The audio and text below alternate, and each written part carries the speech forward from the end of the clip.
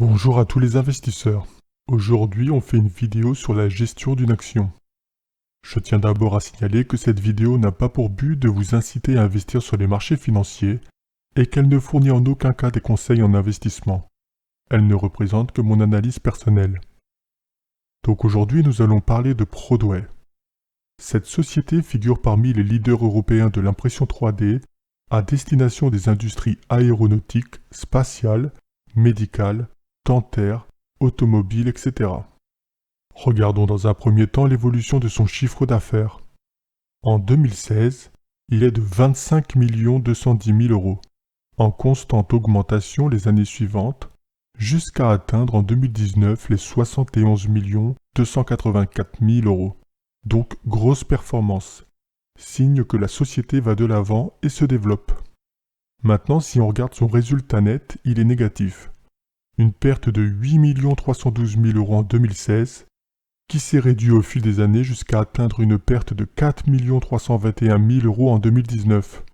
Pour les sociétés en développement comme celle-ci, perdre de l'argent au départ est tout à fait normal. Le but n'étant pas de se rémunérer mais bel et bien de se développer au maximum. Toutefois, ce que l'on remarque, c'est que leur perte diminue au fil des ans, tandis que leur chiffre d'affaires, lui, augmente. Donc, globalement, c'est un bon point pour cette petite entreprise.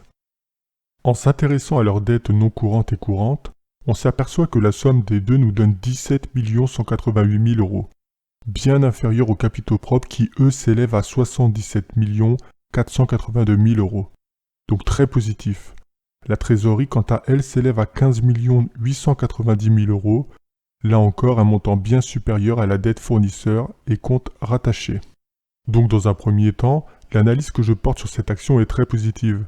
Effectivement, elle perd quand même beaucoup d'argent tous les ans, mais je crois personnellement très fort en cette technologie et je suis rassuré par son chiffre d'affaires croissant et sa faible dette.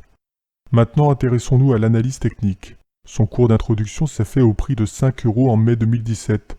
Est monté très rapidement à 7,69 euros, puis a commencé une baisse longue et régulière jusqu'à atteindre les 1,45 €. Ce graphique nous montre bien que la bourse n'est pas un jeu et que les personnes qui ont acheté trop tôt cette action, 3 ans après, ils ont toujours pratiquement tout perdu. Je considère que c'est le moment de rentrer pour plusieurs raisons.